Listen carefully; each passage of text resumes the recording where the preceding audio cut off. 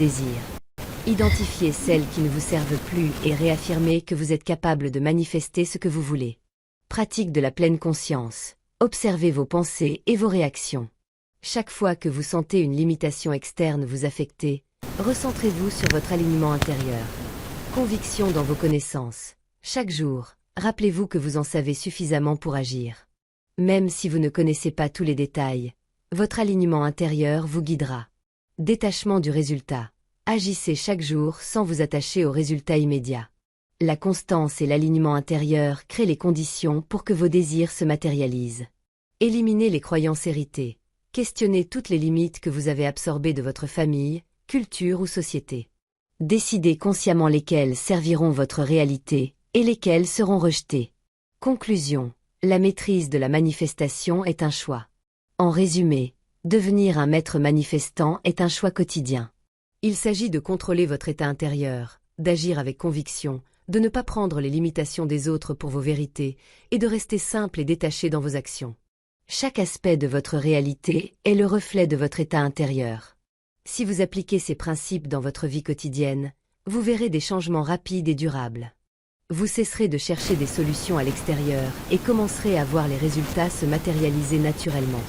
Le vrai secret de la manifestation n'est pas de manipuler le monde extérieur, mais de devenir le maître de vous-même, d'aligner votre état intérieur avec vos désirs et de laisser la vie refléter cette transformation. Les limitations que les autres projettent sur vous ne sont pas les vôtres. Trop souvent, nous héritons des peurs ou des échecs des autres, nous les internalisons, et ensuite nous les vivons. Quelqu'un vous dit « Tu n'es pas qualifié pour ce poste », parce qu'il a échoué ou connaît quelqu'un qui a échoué, et nous le croyons. Mais le moment où vous déclarez intérieurement que cela fonctionnera pour vous, c'est à ce moment précis que votre réalité commence à se transformer. Le maître manifestant comprend que le problème n'est presque jamais le problème en soi, mais votre perception du problème. La vie n'a pas de sens inhérent. Elle est, simplement. Les difficultés, les échecs, les pertes, tout cela est neutre en soi. Ce sont nos pensées et nos émotions qui colorent la réalité et créent ce que nous appelons la tragédie ou le succès. La frustration, la peur ou l'anxiété sont des vibrations que nous émettons, et ces vibrations deviennent la fréquence à laquelle notre réalité se manifeste. Prenons un exemple, une facture fiscale.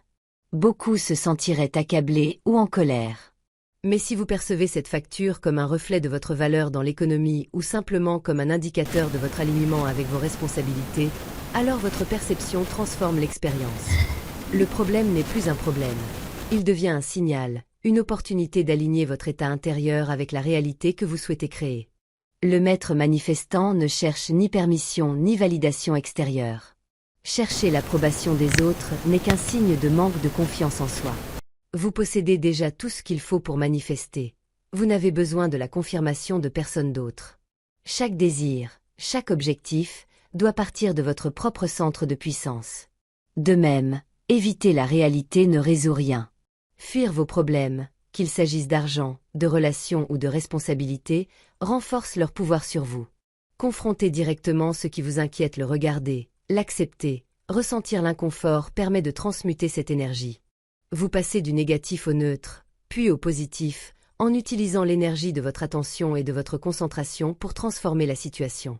Un autre principe clé, la gratitude négative.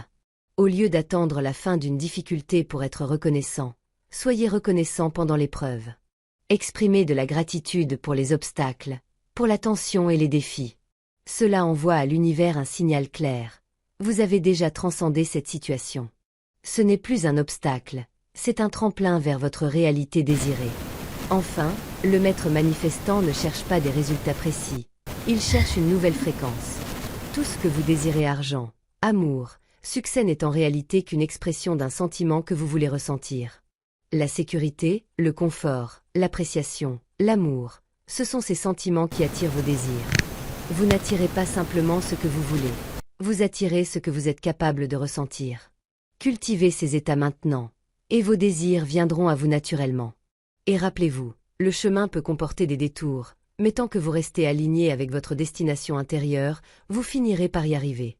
Les obstacles ne sont que des illusions de séparation dans notre réalité tridimensionnelle.